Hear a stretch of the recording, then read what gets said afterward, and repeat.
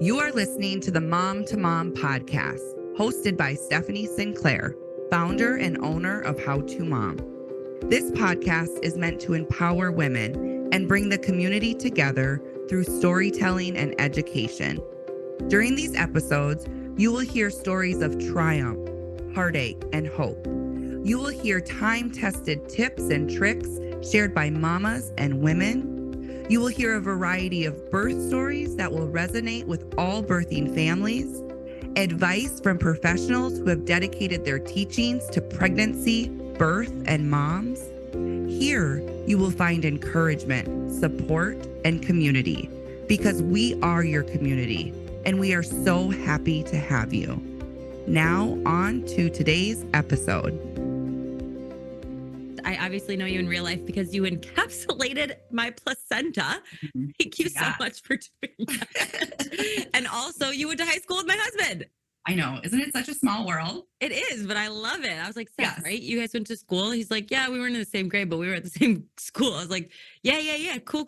So fun. And I know, I mean, I definitely remember Seth, but I knew his sister and cousin much better just because we played softball together. Yeah. So fun. I know. And when I think I was like dabbling with encapsulating my placenta and you're like, girl, I got you. I was like, okay, walk me through this. And it was the best decision. I am like a mega advocate for magic. Yeah. And not for everybody. Some people, they're like, no, I don't love it. But I'm like, I would rather have it and not need it than need it and not have it.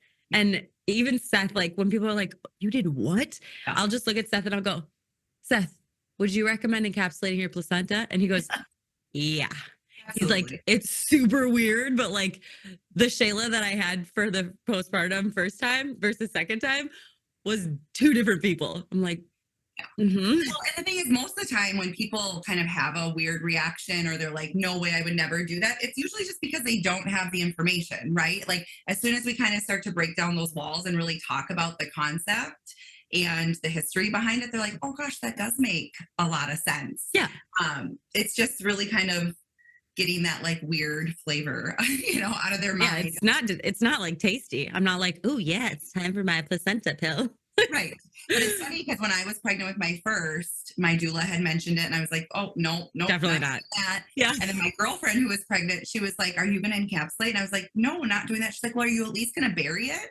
And I was like, who are my friends? Like, where are my people? Why are we talking about this strange concept? Yeah. And then I was literally crying on the couch when my doula called, 4 days postpartum. And I'm like, Brian, you have to tell her she can't come. I'm like way too emotional. And she's like, no, like I am coming and I am bringing your pills. And I was like, okay, I'm open to this because it was really tough, that transition. And it was like within 24 hours, I was like, magic. Yeah. Yes. Literally. We're not doing that. Like I would do like, cause you keep them, you take them for a while and then you stop and then you have a few extra.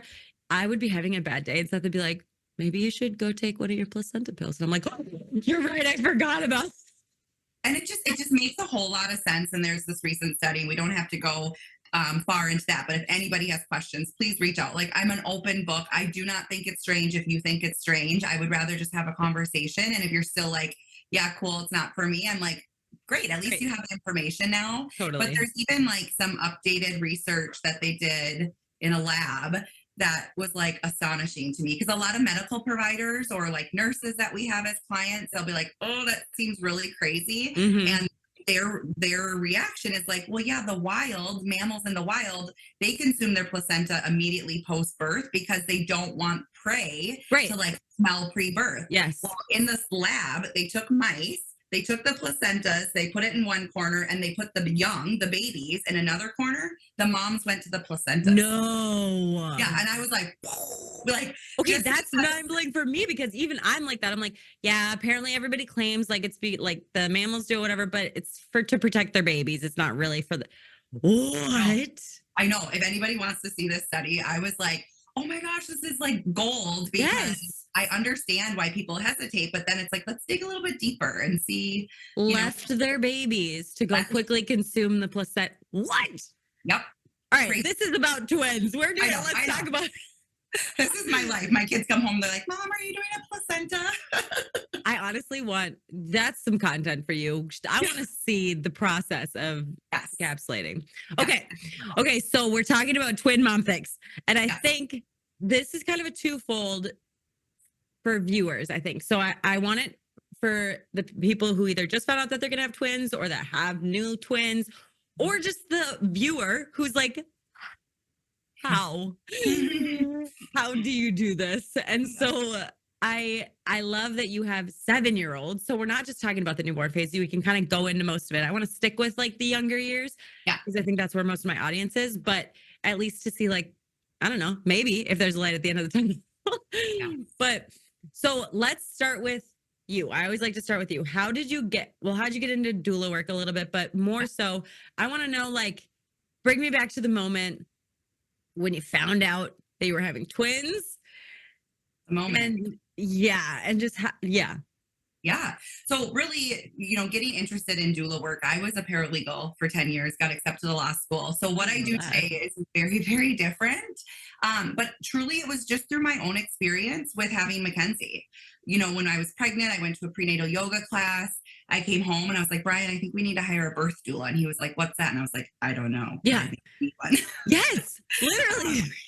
I knew that he wanted to be an active participant. He really wanted to support me, but he didn't know how. And I didn't know because I had never experienced birth. Totally. And it's not that birth goes exactly as planned every time, but what felt different for me than the stories I was hearing from my friends is we were in the driver's seat. We got to decide how this day was going to look, how it was going to feel. As soon as they put Mackenzie on my chest, I looked around. I was surrounded by all these incredible women, midwives, nurses, and my incredible husband and doula.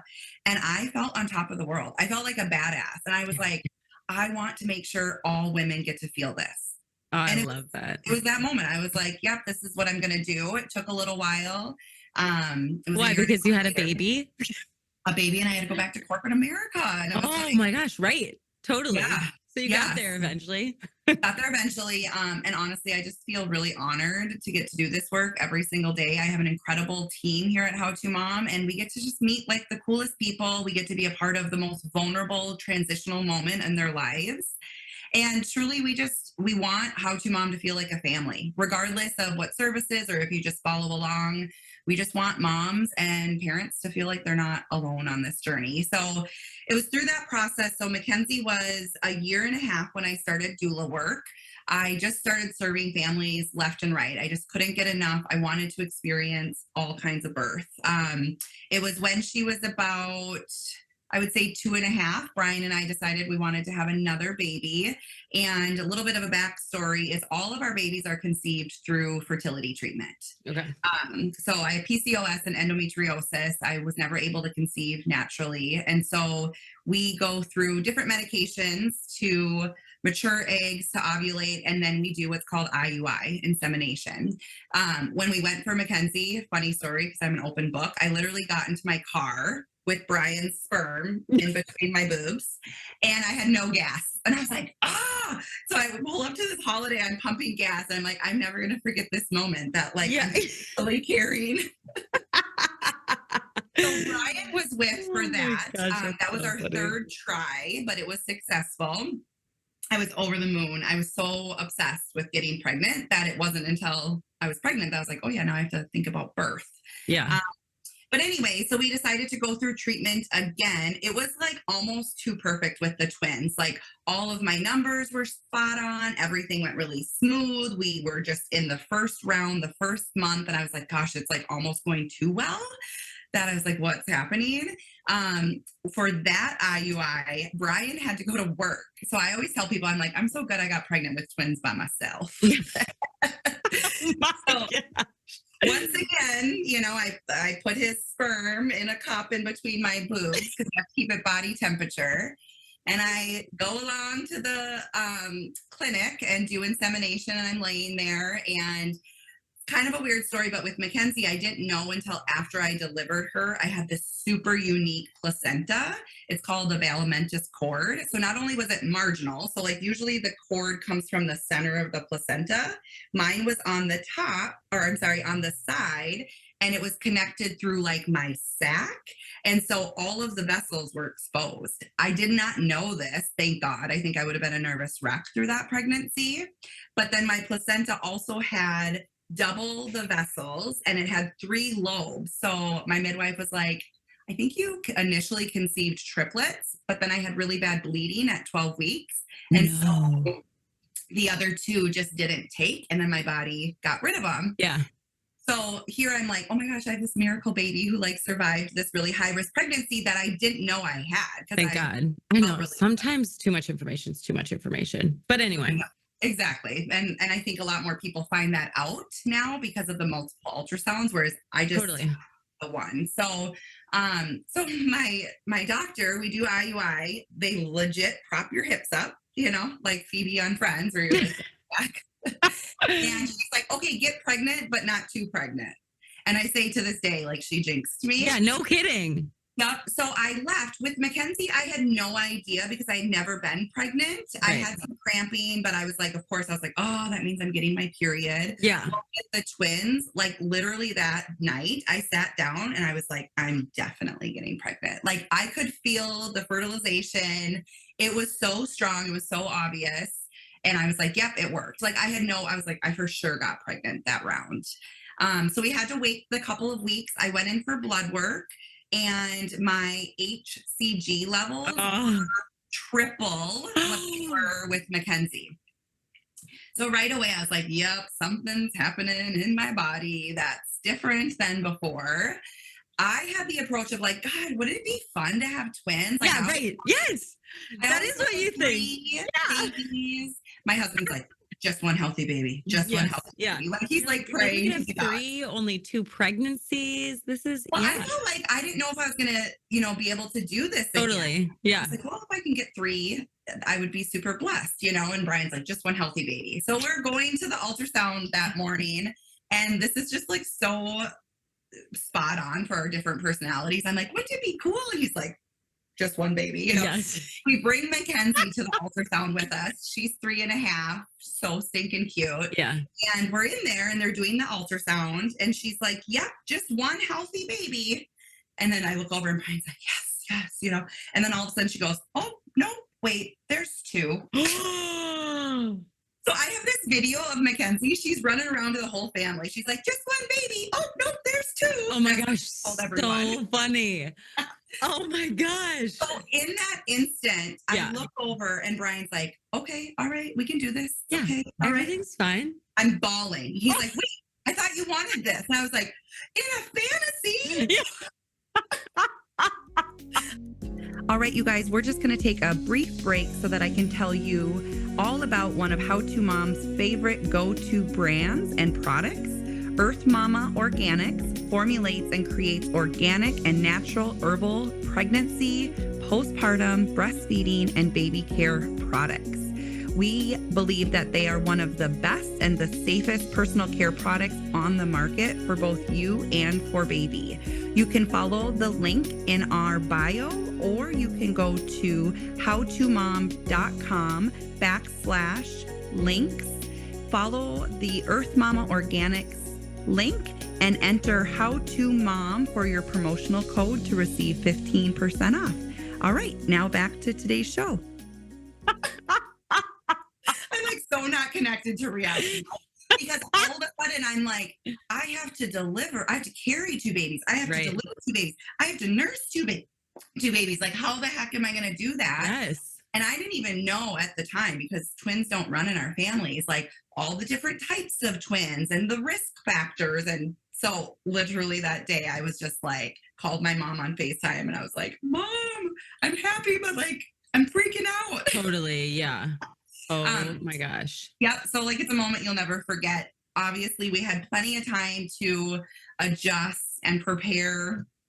And yeah, then we just got really excited and just felt like this was in the cards for us and this is what we were supposed to be doing. So we got excited about it after the initial shock. I feel like that's so common with everything. Finding out you're pregnant, you're like, oh my God, what? Okay, wait, this is okay. Twins, like you find out the opposite gender of what you wanted. And then you're like, oh, I wanted a boy or a girl. And then you're like, actually, this is kind of cool. Like you just accept what you're given because it is such a blessing. And you're like, it'll be fine. Process. And the thing is, yes, the men, they don't have like the raging hormones happening. So like there's a lot going on. You know? Totally. Yes. Growing humans and trying to process news. But I think you're right. The processing, I think people kind of beat themselves up a little bit because they're like, well, obviously I'm happy about this, but like, I'm also stressed out. It's like, yeah, to both of those things, 100%. Like I always say, like, there's room for multiple emotions. Like we don't have to commit to just one. So yeah, I was really, really fortunate. I had the lowest risk of twins, meaning they both had their own sac, they both had their own placenta. So it's the lowest type of risk of pregnancy or of twin pregnancies that you can have. I was still considered high risk just because, unfortunately, when you're pregnant with multiples, you just get put in that box. So all of a sudden, I'm like, I need to find an OB. Like, I've never had an OB. I've always had a midwife. Oh, yeah. So I was like 22 weeks pregnant, still like interviewing OBs. Yeah. I knew what I want, obviously, as a birth doula. I really wanted to go unmedicated and I wanted to have a vaginal birth and I wanted to do all the things that I wanted to do with Mackenzie. And to me, I was like, yeah, I might be considered high risk, and I might have a hard time getting pregnant, but I do really well growing babies. Yeah. So I felt really good my entire pregnancy. Okay, I have two questions about that. First, how do you interview OBs? Yeah, just call them, call their office. Really? Mm-hmm. Yep. I didn't know you could do that. Yeah. I was like, I have to make an appointment with all of these people. Well, and sometimes you do. You still have to go into the clinic potentially, but I was also interviewing like smaller base OBs, like ones who actually attend the births that they go on call for. Unfortunately, it's kind of fleeting with that availability, but we still have some local OBs that you can do that with here. So you just call the clinic and ask if you could interview them? Yeah, just I might want to be a potential client or a patient of theirs. You can always ask questions about stats. I wanted to know like how familiar are they with multiples? What's their kind of induction recommendation? Yeah. Do they support vaginal birth for twins and things like that? So then this was a lot of the questions that came in. Like, were you able to have a vaginal birth? And like, what if one's breech and one's not? Then are you automatically C-section, or how does it work as far as delivering twins? Yeah, such a good question. And of course, like I had to have the most unique experience. So basically, in order to have a vaginal birth, twin A, or the one that's closest to the cervix, it's usually twin A. Sometimes it can be twin B, which is even more confusing. But the baby who's going to be delivered first, that baby has to be head down. Okay. It doesn't matter the position of twin B, because if you've already vaginally delivered twin A, even if twin B is breech, they will allow for that breech vaginal delivery. Yeah, the gate is open. Gate's open. Everything's ready to go. And pave the way. Yeah. So no, there are providers that definitely support multiple births. They also are familiar with vaginal deliveries, but there's also a lot of OBs out there that will say like, yeah, no, I just think you should do an automatic C-section. And there are risk factors, right? I've had lots of clients who have had a vaginal birth with their singleton and then choose to have a C-section with their twins based off of different risk factors, or if babies are really little, like, right, every family gets to decide what risk they're willing to take and what feels best and safest for them.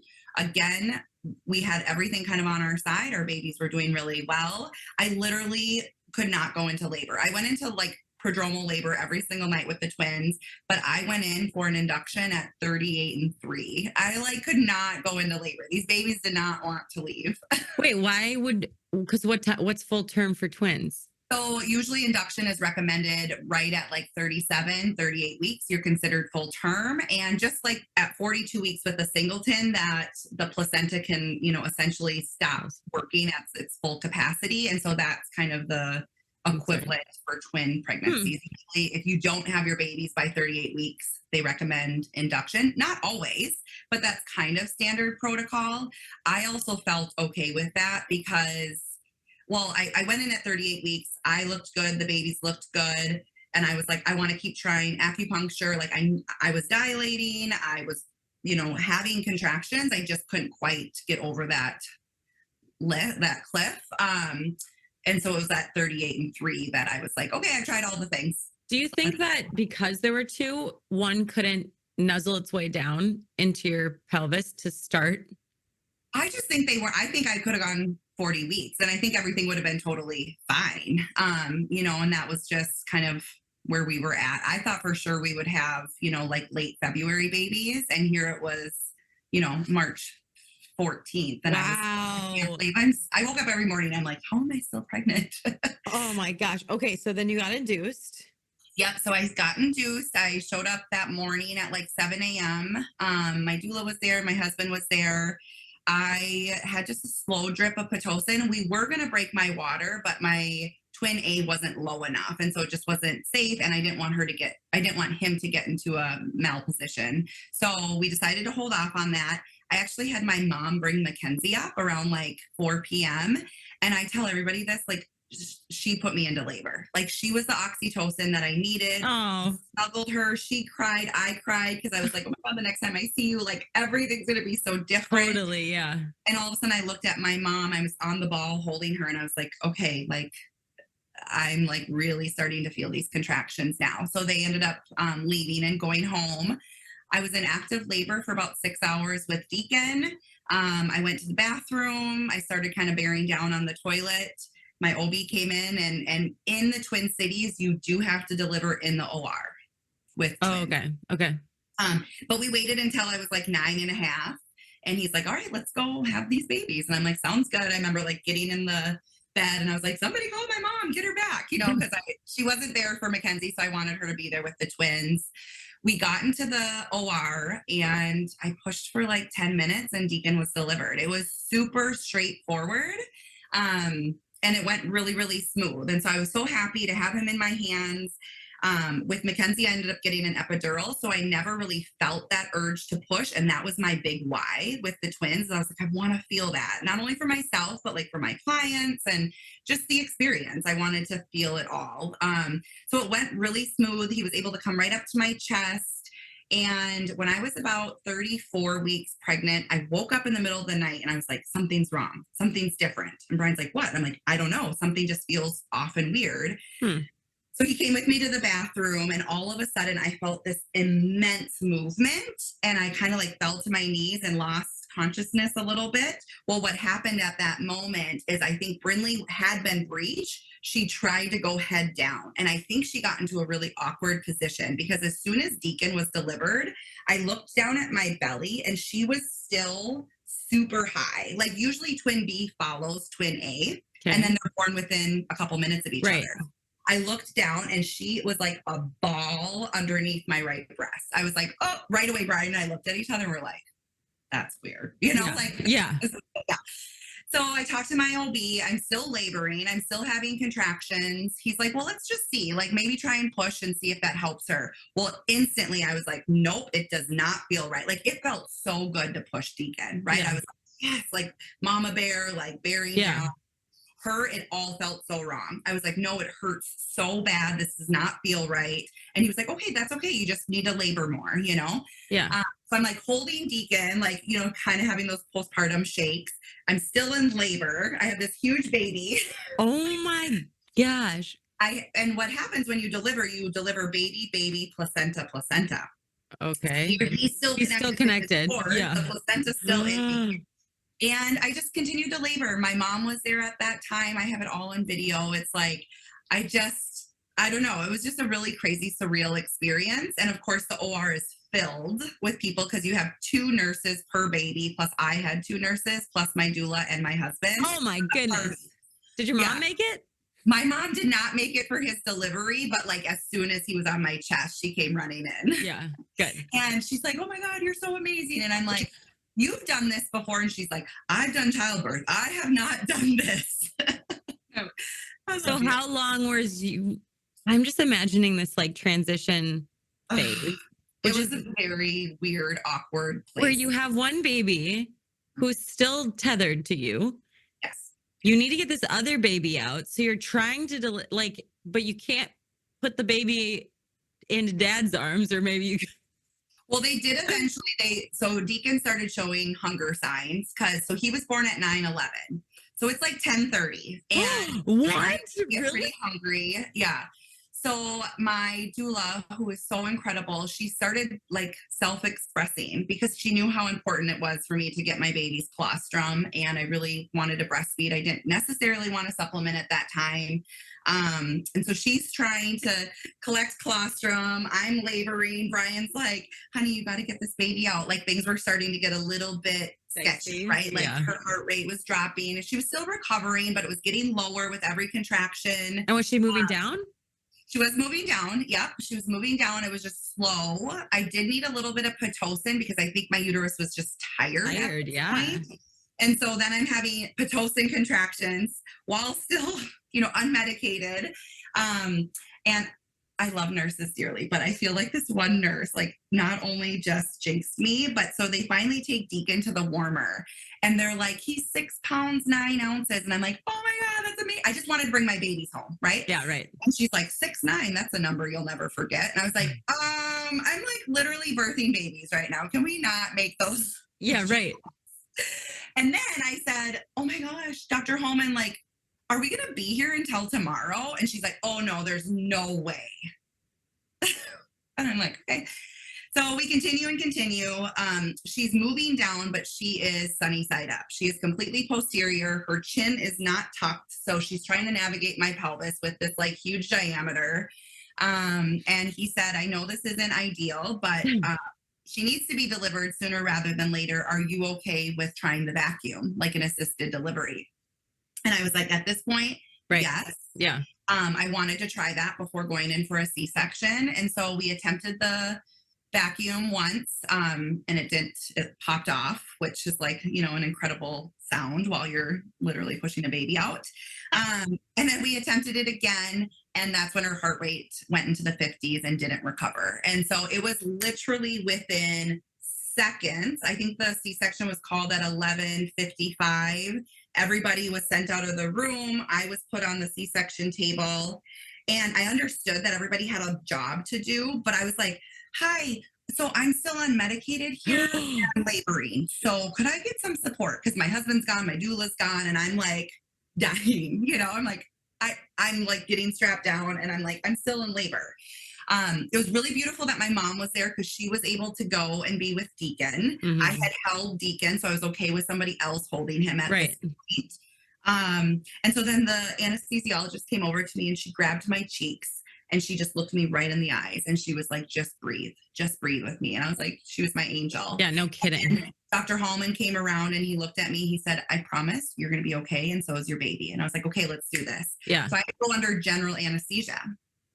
Yeah, right. Because I didn't have an epidural. Yep.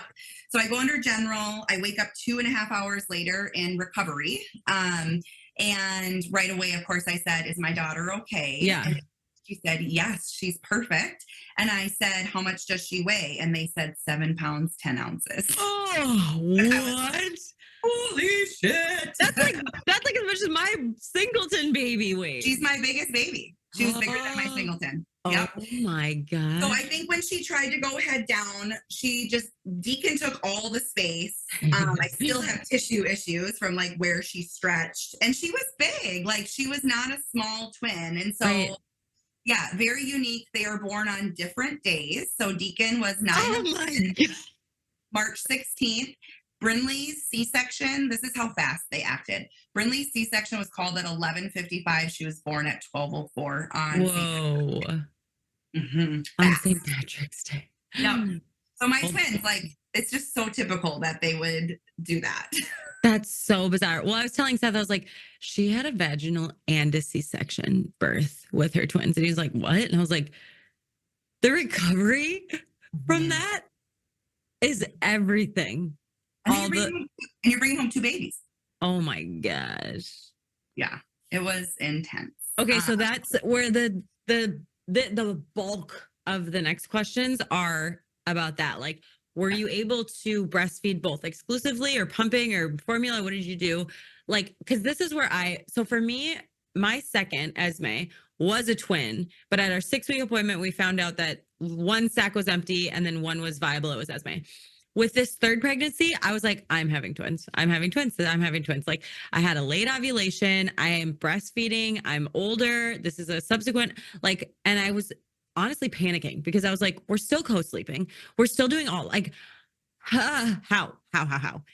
I'm just having one, but I was legit convinced. And it was the same way. Seth was like, there's just one. It's fine. No, there's just one. It's fine. I'm like, and with my first or second, I was like, that'd be so fun if it was twins. And with this one, because I've always been like, maybe I want 3, maybe I want 4. Maybe my decision is just made for me now. I'm going to have 4, but how the F am I going to do this? Yes.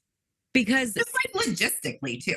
Yes, well, that's what it was. It was co-sleeping. I was like, can I co-sleep with 2? Can I exclusively, everything that I've done with my first 2, would I be able to continue that with my second? So that's kind of what I'm wondering. Like, somebody asked if you could do a home birth. Probably not, because it's high risk. I don't think here in the Twin Cities, but yes, there are twin home births for sure. You just have to find the right team. Okay. So let's go with like, what can you exclusively breastfeed? Can you co-sleep? Do they sleep in the same crib? So I was lucky enough. I did exclusively breastfeed both twins until they were over a year. Jeez. And that, I think it was like multifaceted. Like, I think I was like, okay, Mackenzie had breast milk for, through like 14, 15 months. I wanted to provide the same if I was able to my other kids. I also didn't want to buy formula for 2 babies. Yeah, right. And I had now transitioned from, going back to work with Mackenzie to now being a stay-at-home mom, also running a business. I had the abilities to really work super hard at breastfeeding. I will say there was definitely some challenges. So Brinley is like, I love her. She's my Miss Independent, like super strong girl, but she kind of just had a lot of complications. She had a tongue tie. But what was tricky is I didn't know which baby was injuring my nipples. Oh my gosh. How do you know which one? I thought for sure it was Deacon because he was just very mousy and like didn't have a great latch, or it didn't appear. It wasn't until I went to an IBCLC and I was like, something's going on. We did weigh feed. So like we weighed both of them, fed both of them, and then weighed them again. Deacon, I think, took in 3.5 ounces and Brinley took in a ½ ounce. And I was like, wow, I'm starving my child because I didn't know. Yeah. So the first 12 weeks were definitely a challenge where I was kind of doing triple feed. So I would put them both to breast, then I would pump, and then I would bottle feed, just to make sure not only they were getting enough, but also that I was able to increase my supply. Yeah, right. It was definitely full time. I feel so lucky that I had the support and that I had the determination, because I love breastfeeding. I love breastfeeding my babies. It's something that I enjoy. It's something that I wanted to do with both of them. I will say, as a twin mom, I did tandem feed, especially at the beginning. I didn't love it. And so I've heard that from people. Yeah, it's just really hard, especially when they're so little, right? Because like you have to fully support their heads, and then Brian would have to kind of help me get them latched. And then you just literally feel like you're like, I don't know. Yeah. I just felt like I couldn't really bond with both of them at the same time. And so I probably made it harder on myself, but I would usually just feed them, one at a time. There were times where we'd come home and they were like 9 months and they were both hangry, and I would literally just like take my shirt off and lay on the floor. Like, right. Take it. Yeah. Yeah. So that of course got easier as they got older. I could tandem feed, but I just really liked to do one at a time. And I would usually just pray that the other one wouldn't wake up while I was feeding the other one. Right. Yeah. But I do have a funny twin story, because I feel like these really helped me in those tough days. The sleep deprivation was real. I really wish I would have invested in a postpartum doula, because it was just a lot. And Brian had to go back to work really quickly. Oh my gosh. I had a 3.5-year-old at home. So we did not, we would co-sleep kind of unintentionally, right? Like it wasn't an every night thing, but a lot of times they would they still end up in our bed, So, 100%. But we did have 2 separate cribs, just for me, safety wise. I felt like I was going to be able to sleep better if I knew that they were separate. But because I didn't tandem feed, and I wasn't a strict twin mom where I would put them on the same schedule. It never seemed to work for them. And now I know why. Like, they're very different sleepers. They're very different eaters. So it was almost harder for me to get them on like a strict schedule. So I just kind of, like a lot of us do, like I just would wing it and be like, okay, what's working today? But one night, I thought it was Deacon crying. And so I wake up, I come into the nursery, I take the baby, I put them to breast, I breastfeed. It's like still really dark in the room because the other twin is sleeping.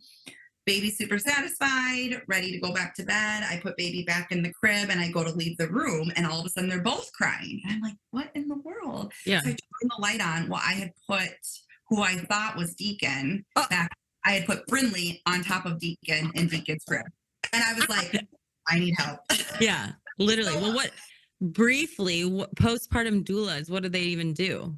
So they would definitely, you can have a postpartum doula come during the day or at night. If they come at night, you get to choose whether you like pump in your bedroom and they bottle feed, or they bring baby into your bed and then you just breastfeed. So you're not actually having to get up every time. Oh my They can gosh. prepare meals. They can do light housework. I mean, we do so many things and it's all very individualized, right? And so it's just really caring for the mom and helping in whatever way feels best for that family. I just think I was so heads down. Yeah, you can't even think. Couldn't even think. I was just like, okay, we're just going to do this today. Yeah. And it made it easier that Mackenzie was 3.5. Like I look at some of these families where they have a 1-year-old or 1.5-year-old and they're bringing home twins. But I want everybody listening right now, every baby is individualized. You can bring home one baby who is a tough sleeper and that postpartum time is going to be really hard. You can talk to a twin mom who's like, my twin slept great and it didn't feel that crazy to me. You know, I was like, this is nuts. Yeah. Well, especially because your husband went back to work so soon and you were transitioning from corporate to stay-at-home mom, which is a tough transition, even if you just had your 3.5-year-old, just like being at home with your kid all freaking day and trying to like navigate, okay, what's our new schedule? Like, what are we doing with this? But then you also had twins and you were also postpartum recovering from 2 different types of birth. And yeah. Do you know if co-sleeping is safe with twins? I think co-sleeping can always be safe.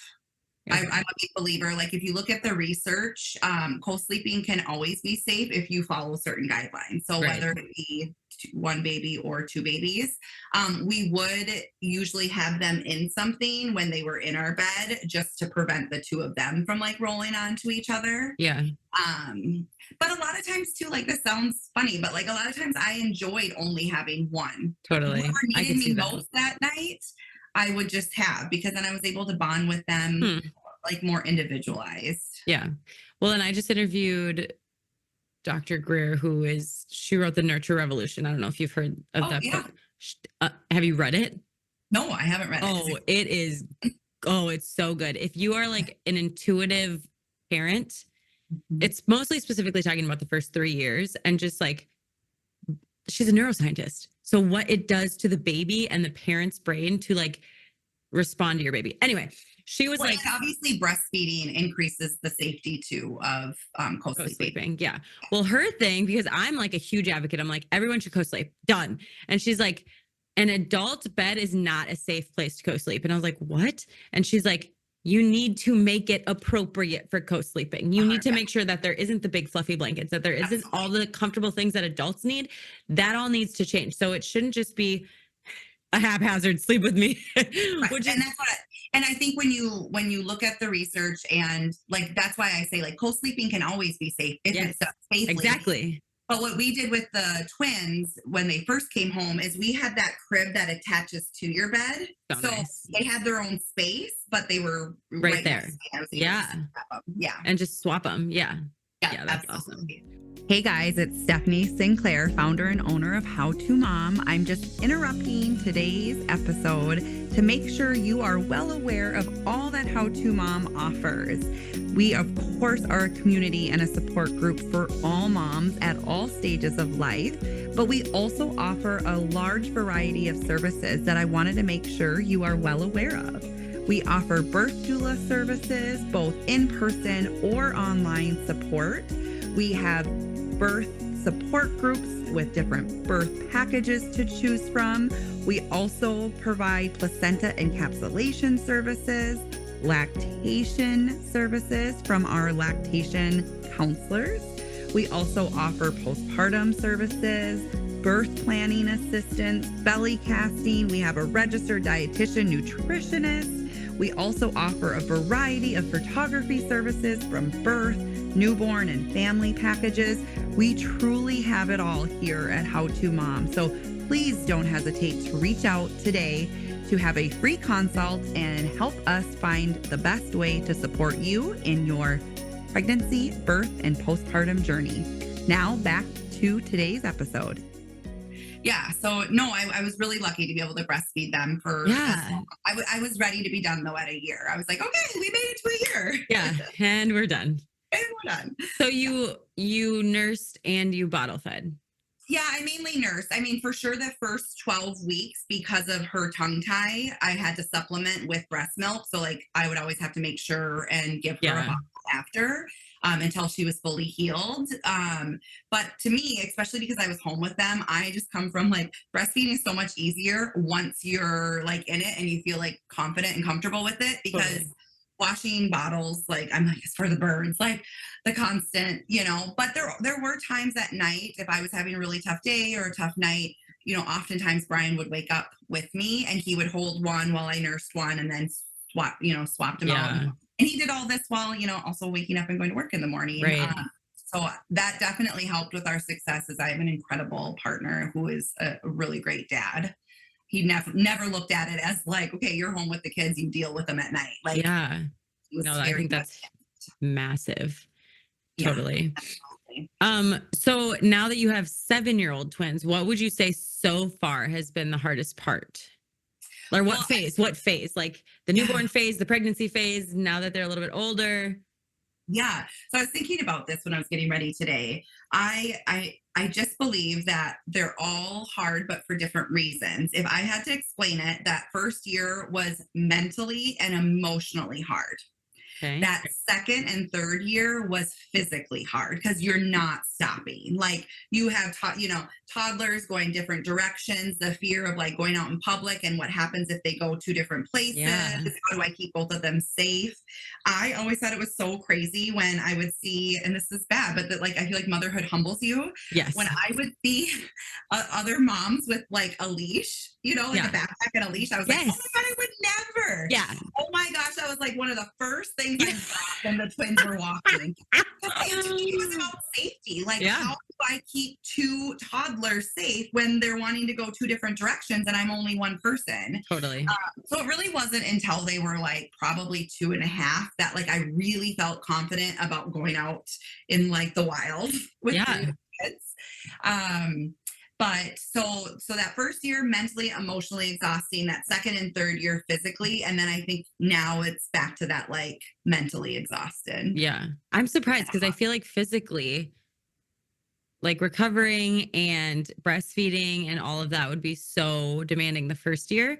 But I could also see where you're just like, your head is spinning and you're just like, but I love the advice that you gave of they don't need to be on the same schedule. And like, maybe they are, and that works for you. But like, if it's not working, to just kind of take it, okay, this one's crying, they need to eat, or they need a nap, or kind of like treating them like two babies instead of like twins. Yeah, absolutely. And my twins are two very different people. Like I laugh that my oldest and my twin boy are more twins than my twins. Oh, really? Funny. I say, I'm like, they are two different people. They just happen to be in my belly at the same time, but essentially it's two different pregnancies. Right. They had their own sacs. They had their own placentas. They were just in my belly at the same time. Well, and I have a sleep consultant who had twins, and I love hearing from her. Yes. Do you know who I'm talking about? I do know who you're talking about. Yeah. Bedrock Sleep. Yes.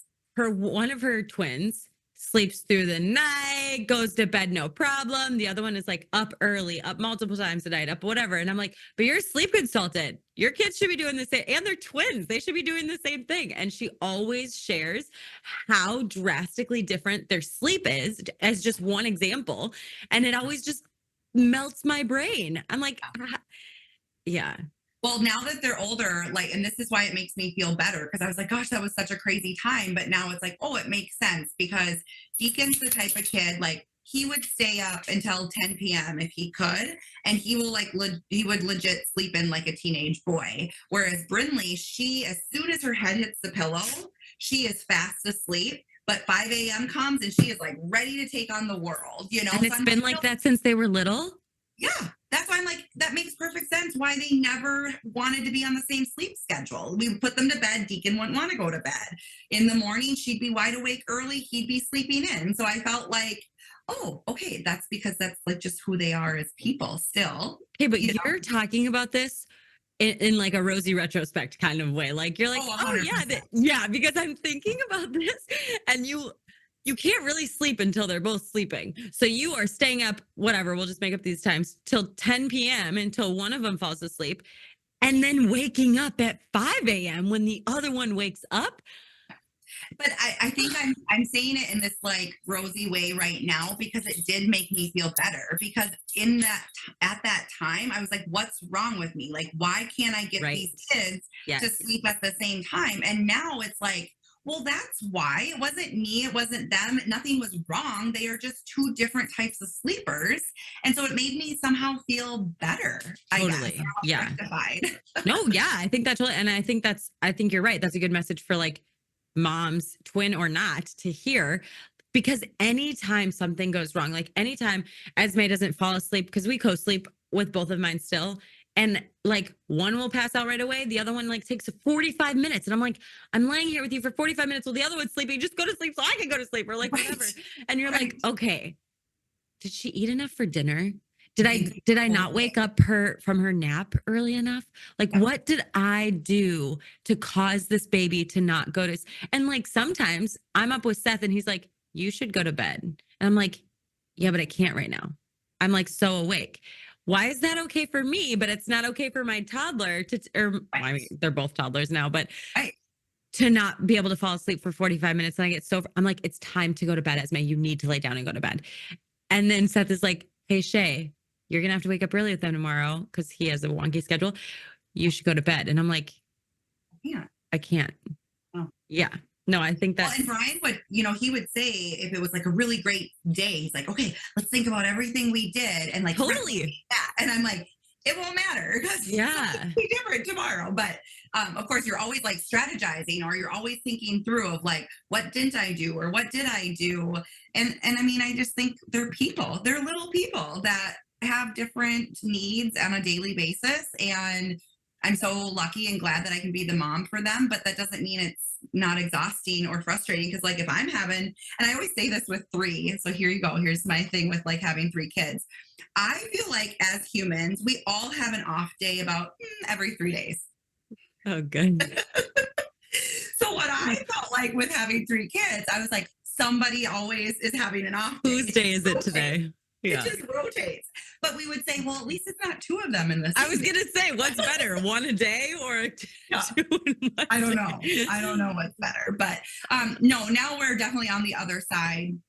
I mean, it's just like challenges that every family has, right? With, 3 different schedules and the day-to-day busyness. But now it's like, we're just at the sweet spot. We're even sitting down for dinner last night, just like the conversations and the jokes. And like Mackenzie's like, Mom, somebody in our family is possessed by an owl. And I look at her and she's like, say it. And I was like, ooh. And then Deacon's like, Mom, my butt's broken. There's a crack in it. Oh my gosh. I'm writing these down because Aaliyah's in a joke phase. So that's really funny. Just like laughing. And you're like, like just seeing the interactions of the siblings between the 2. Yes. So it's like, it's that rewarding time now where, and I would say that at the, the first year, it's like with any baby, right? You're like, it's just hard. You don't get a lot back, right? You're just giving. Totally. So when they start smiling or start talking or start 100%. Interacting with each other, you're like, oh my God, this moment, like, is giving me energy to tackle the rest of the day. Yes. So, I mean, would you say when they turned around 4, you started to kind of like breathe again? Well, it's funny because we go to the Twins game every year. They have a Twins Day at the Twins, which is really fun. And so that was always a great time to connect with other twin families.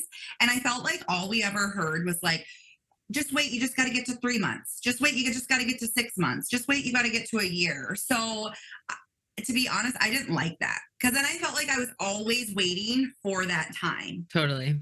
And so I just didn't like that mind frame. I just feel like motherhood is incredible and it's incredibly humbling and hard. And every day is just a new day to try your best. And so I never kind of look for that next moment. I also think it's unique too, right? Because of COVID, which, like I was a mom prior to COVID. And then I had I had 3-year-olds and a 7-year-old when COVID hit. I was super thankful that my twins had each other to play with.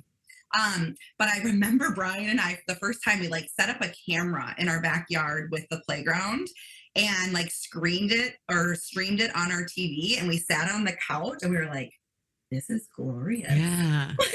I just We've made it to the next level.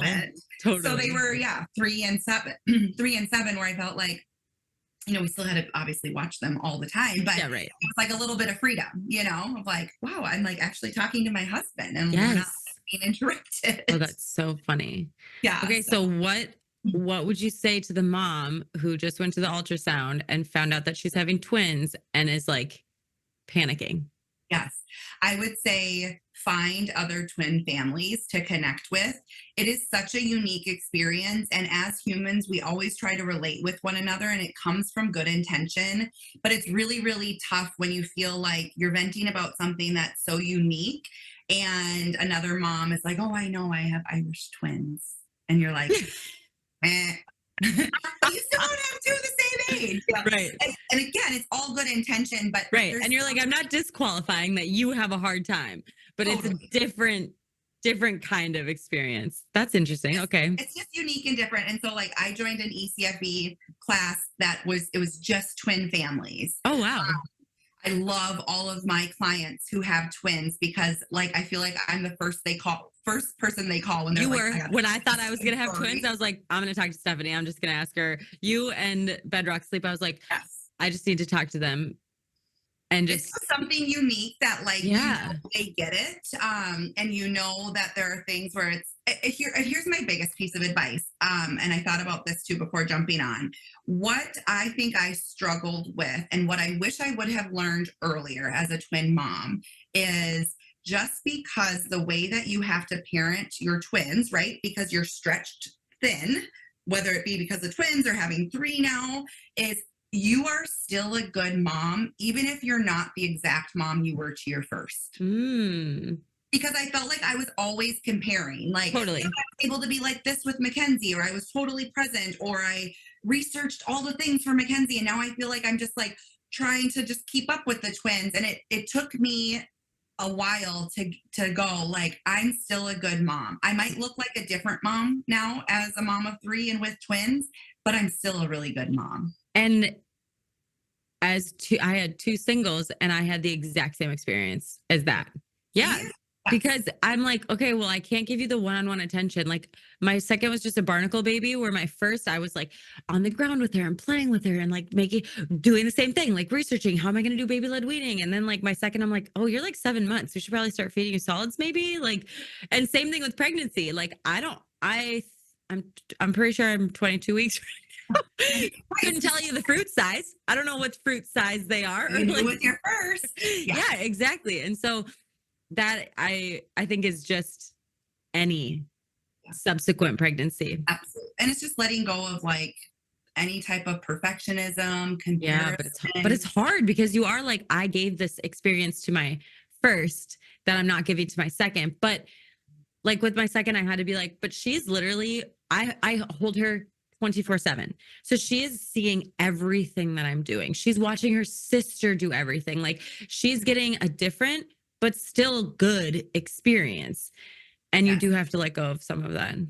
Yeah. Okay. Well, and I think too, now that they're 7 and 10, they possess different unique qualities that are so cool. And I'm like, you know, Brinley has these certain qualities because she's the third. Mm-hmm. Whereas like Mackenzie, you know, I probably did a lot of things for her for 3.5 years. Whereas like Brinley at 2 years old, she's like, I don't need help. Like I got it, you know? Totally. So it's not bad that it's different. Yeah. Like, giving these children, that there is something to be said about birth order, you know, and how that shapes who they are. And like our world needs all of these individual humans. Totally. Yeah. So I gotta just kind of try and let go and just say like, I'm doing my best and my best is good enough today.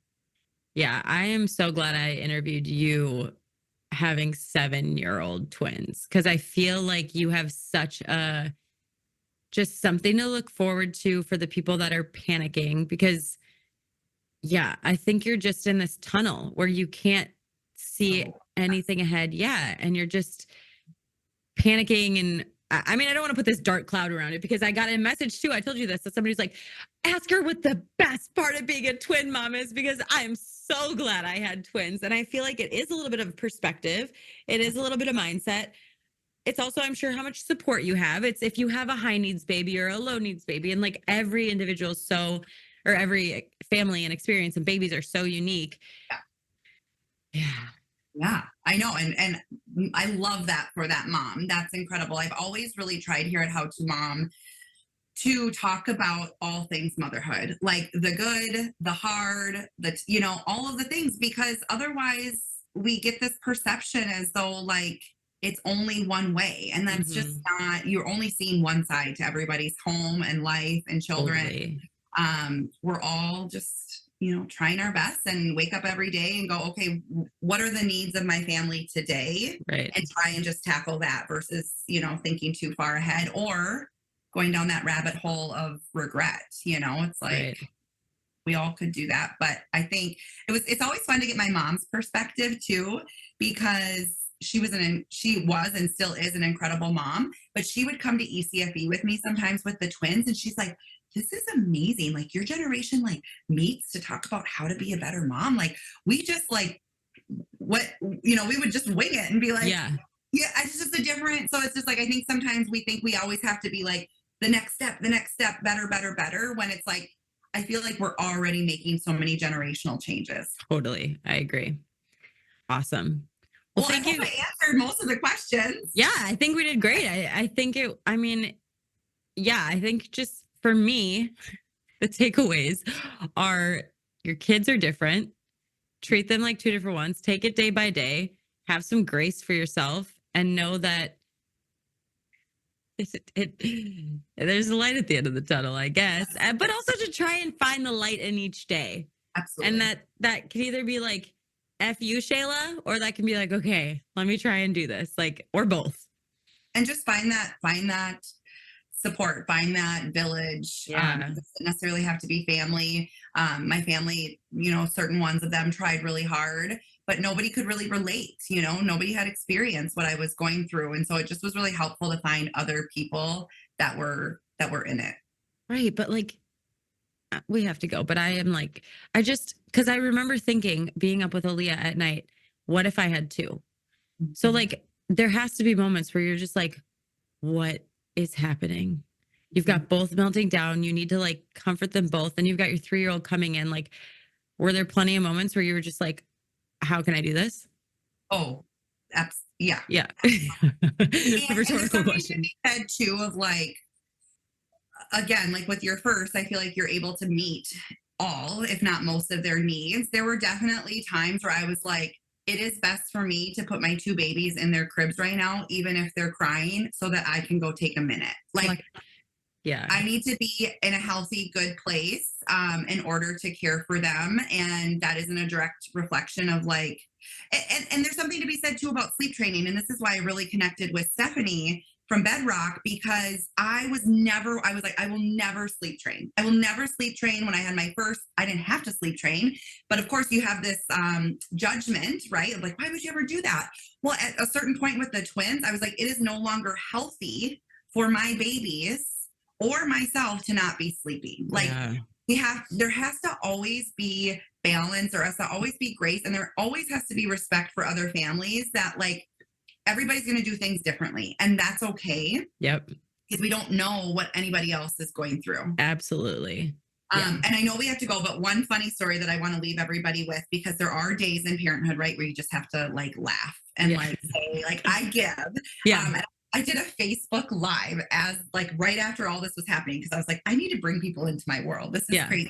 I had the twins in a bath. They're probably like 9 months old, splashing around. They're having fun, right? Bath time's always a go if like anybody's having a hard day. We did a ton of dance parties. That was the one thing I felt like I could get everybody in a good mood if we just like turned on some jams and danced. Yeah. They're in the bath. One of them poops. I don't remember which one. I'm like, awesome. So obviously I take both of the twins out of the poopy bathtub. I take them out. I'm like trying to quickly clean it. All of a sudden one's crawling and pees all over the floor. And I'm like, ah. And then I'm like, okay, trying to do this and I'm trying to get over there. And then the other one's splashing and the other one's pee. And I'm like, oh my God. Oh my God. Grab me a paper towel. So like, I'm literally running all over the house. I'm like trying to figure out what the heck to do, but I don't know what to do. Yeah. What fire do I put out first? Right. They're both naked. They're both running around. I just went into the fridge. I opened the door. I grabbed a beer and I was like, yeah. Yeah. Can't beat them, join them. Yeah. Like, I'm just going to take a minute here. Yeah. Totally. Well, because especially like what you said, when you need to take a moment, you don't need 3 hours. Typically you need like 3 minutes. Breathe. And you can be like, okay, Yep. wow, I'm glad I did that for myself because now I can like, I'm going to go into their screaming room. Nothing's changed for them, but I'm a completely different person by just giving myself 3 minutes. Yeah. And that goes with everything, whether it be deciding to breastfeed or decide to be on medication or whatever it is as a mom, like you are going to be the best mom when you are healthy and also, you know, filling in where you need care. Totally. So. I love the bad story. Oh my gosh. Like I'll have to send you that Facebook Live because. Oh my gosh.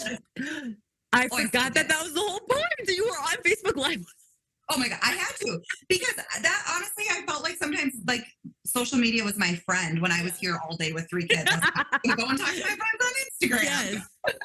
Oh my gosh, because you're like the mess is already done. Now I just have to chill out and clean it up in a minute. At that point, I was like, I lost this fight. Yeah. I might as well just sit back and kind of laugh and just take it in because amazing. Yeah, all right, cool. Nothing's gonna happen. Well, thank you for chatting with me about this. I feel like this is a good topic for people to hear about. Thanks for having me. Yeah. I appreciate it.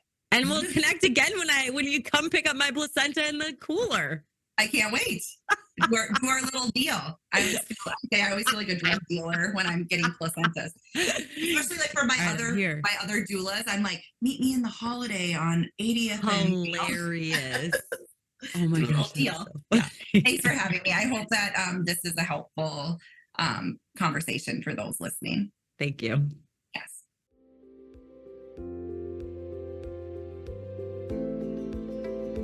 All right, you guys, that is it for today's episode. I hope you enjoyed. If so, please subscribe to our podcast, comment, share, give us feedback. We'd love to hear from you. Thank you so much for taking time out of your day to listen, and we will see you next time.